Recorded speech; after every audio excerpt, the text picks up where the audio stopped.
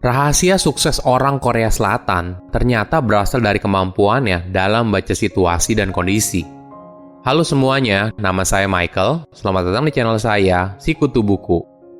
Kali ini saya akan bahas buku The Power of Nunchi karya Yoon Hee-hong. Sebelum kita mulai, buat kalian yang mau support channel ini agar terus berkarya, caranya gampang banget. Kalian cukup klik subscribe dan nyalakan loncengnya. Dukungan kalian membantu banget supaya kita bisa rutin posting dan bersama-sama belajar di channel ini. Buku ini membahas rahasia kebahagiaan dan kesuksesan dari orang Korea. Nunchi adalah sebuah bentuk dari kecerdasan emosional yang bisa dipelajari oleh semua orang. Kemampuan ini akan membantu kamu dalam membaca situasi dan berusaha memahami apa yang orang lain pikirkan dan rasakan. Nunchi telah digunakan oleh orang Korea selama lebih dari 5.000 tahun.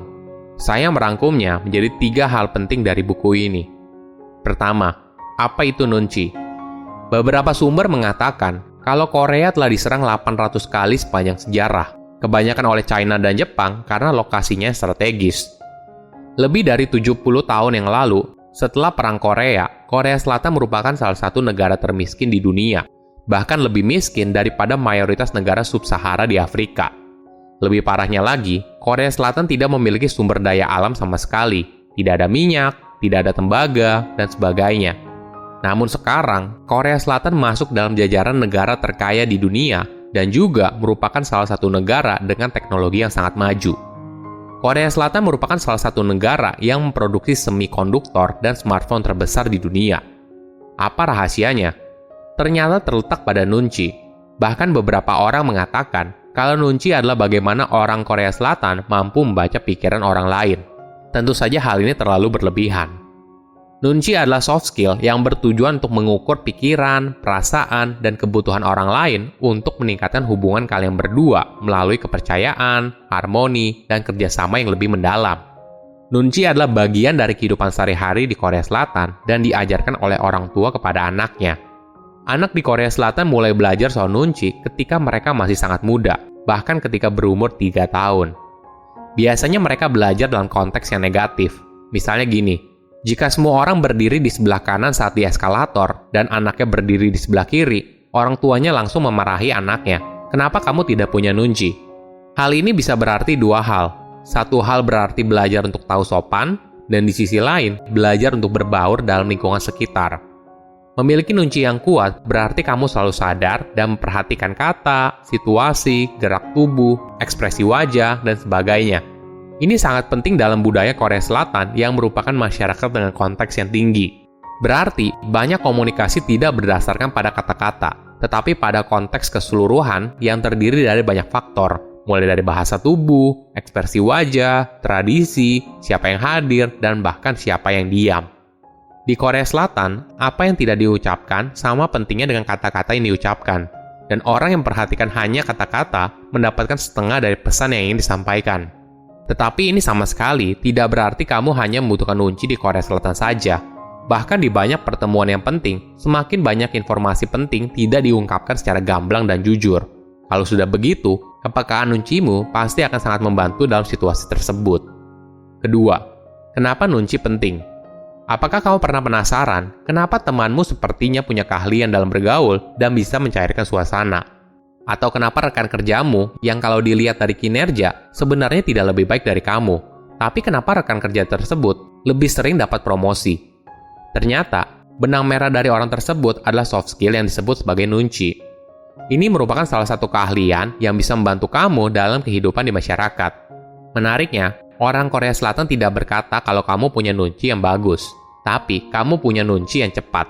Artinya, kamu adalah orang yang tanggap dalam proses perubahan informasi sosial yang dinamis. Kelebihannya, mereka akan lebih mudah berbaur dan berhubungan dengan orang lain. Selain itu, mereka juga tidak akan terlihat tidak tahu apa-apa atau kelihatan tidak kompeten.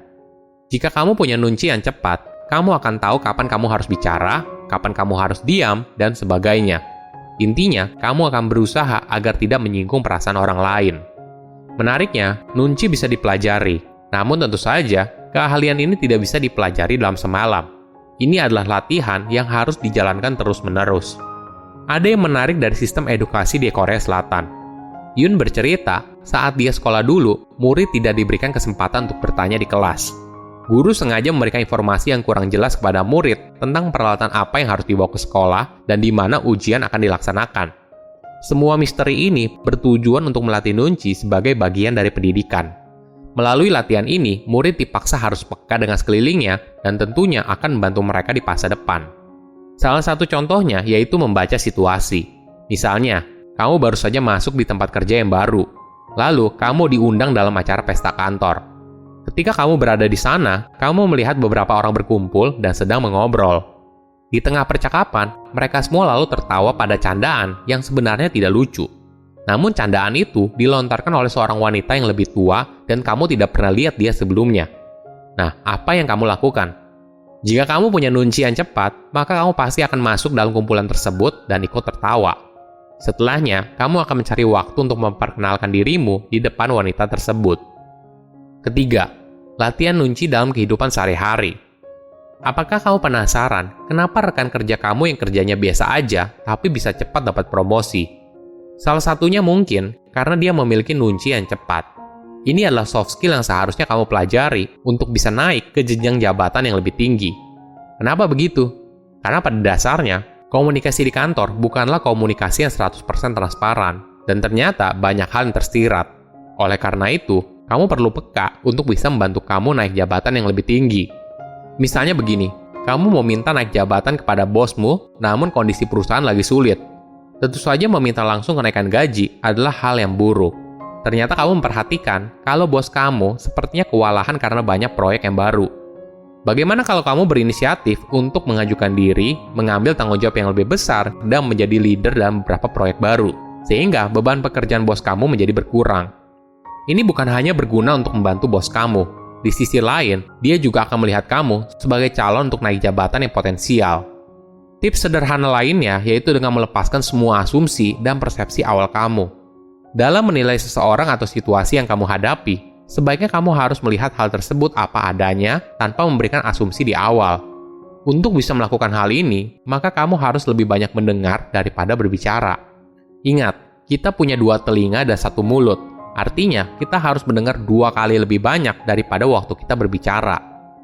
Komunikasi yang kita alami seringkali tidak jelas. Itulah sebabnya, kamu butuh kepekaan dalam membaca hal yang tersirat untuk memahami maknanya secara keseluruhan. Silahkan komen di kolom komentar pelajaran apa yang kalian dapat ketika baca buku ini. Selain itu, komen juga mau buku apa lagi yang saya review di video berikutnya. Saya undur diri, jangan lupa subscribe channel YouTube Sikutu Buku. Bye-bye.